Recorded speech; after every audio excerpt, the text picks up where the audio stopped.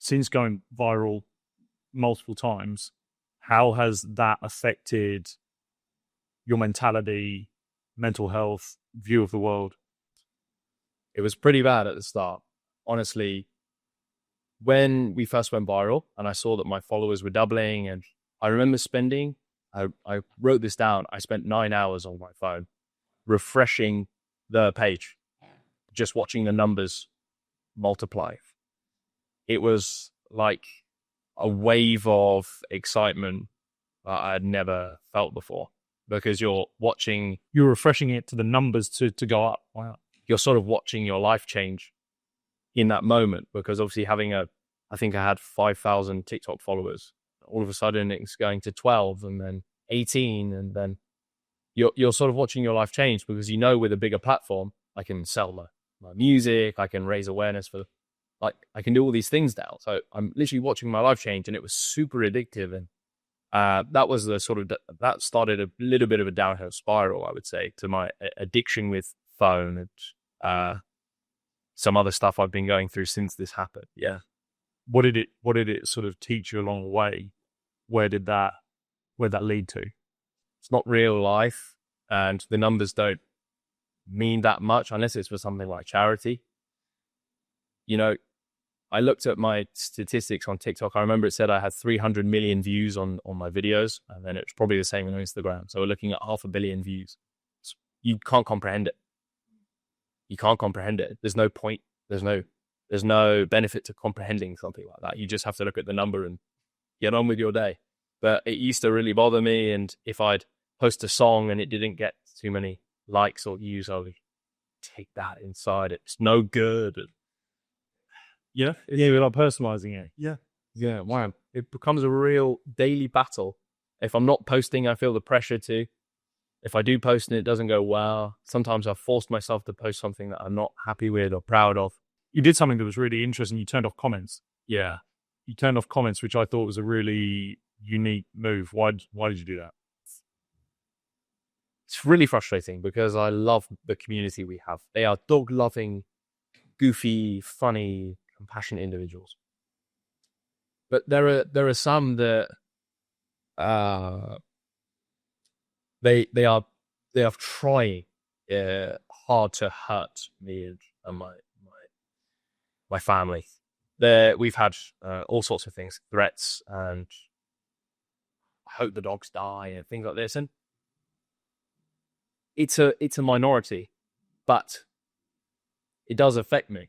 And I think, why is it that I'm trying to make social media a little bit of a lighter, more honest place, and these people are allowed to have a voice on my platform. So I sort of go to your bedroom sort of attitude, like, nope, that's it.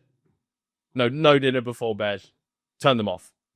And it's maybe reckless, maybe brave, I don't know. For a growing, social media content creator, it's a little bit dumb to turn off but I'm focusing on the long-term thing. And if I'm going to create content for the next few years, I can't have a few shadows bringing me down. So it's such a hard thing to comprehend. I have had piece of content I've put up, not anywhere near the breadth that you've been able to reach, but it's obviously brings in a new crowd. And I actually heard someone say that it's good if you do find that you've got these negative comments, because you're reaching an audience that you've not reached before, which is an interesting take on it. My other thing is, and I don't know whether this is just the kind of sporting part of me, is that when I get someone criticize me, I kind of laugh at it. And I think I put it down to my ability to be able to laugh at myself. If I can take a joke on myself, if I can make fun of myself, which we as English people are very good at doing, self-deprecation, if I can do that, then I don't feel a comment will hurt me, because there's nothing really you can say that my mind hasn't conjured up and thought of and maybe created some internal joke of before. But I think from what you were saying, it's just the sheer volume. Like if it's the sheer volume, and also if it's changing your habits, your behaviors, taking time away from what you love doing, who you love being around, there's a trade-off to be had, and you're right. It must be sad leaving the people that love what you do behind, but they're still there. They're still watching. You didn't feel like you lost engagement from them, and we're still growing. And I think the followers that join now, they're not gonna know any other way. They're never gonna know that comments had been on or off, and that's ideal for me. But imagine you're playing a game of cricket and everyone is going, "Woo!" and there's just someone going, "You're shit." They've got a megaphone as well. Yeah. And imagine it's the same person every match.